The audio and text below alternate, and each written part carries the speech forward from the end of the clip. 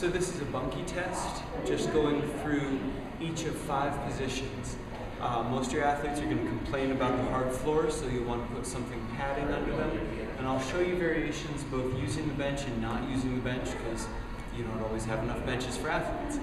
So I'll start on the side, and the position that I'm going to be going for, I guess I should stand up and show you this.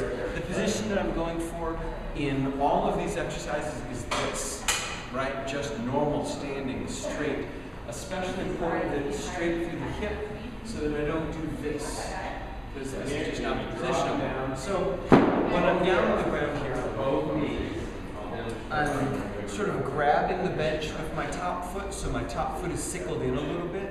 That's because I'm going to be putting pressure down, and it's no good to let the ankle get kind of broken out this way. So I use my bottom leg like a kickstand, and I get myself into this long, straight position.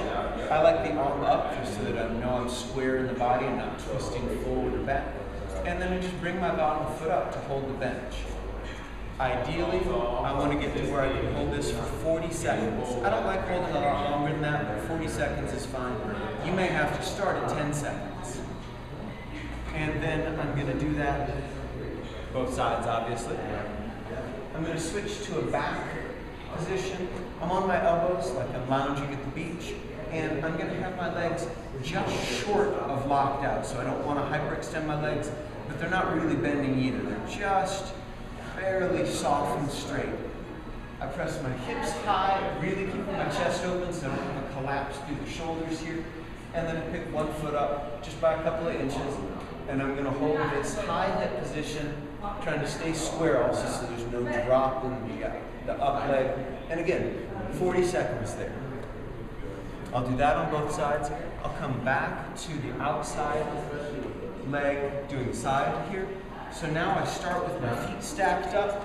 Again, I find my long position so that I'm not here with the hips back. And I just split the feet out. Actually, I want to cut my bottom foot a little more than that. So I just split my feet out like this, finding my long, straight position. Remember that your neck is part of your spine, so you want your head to be there too. You don't want your head to be somewhere strange or out of position. So it's just straight. I go back to the back. This time I'm going to let my legs be bent 90 degrees here. I'm on my elbows. Keep my chest really open. I take my hips nice and high, and I pick up one foot, just a couple of inches, and I just hold that. Bring the camera over here. I need to show something at the feet. It's very important that my standing foot here not end up turning out like that.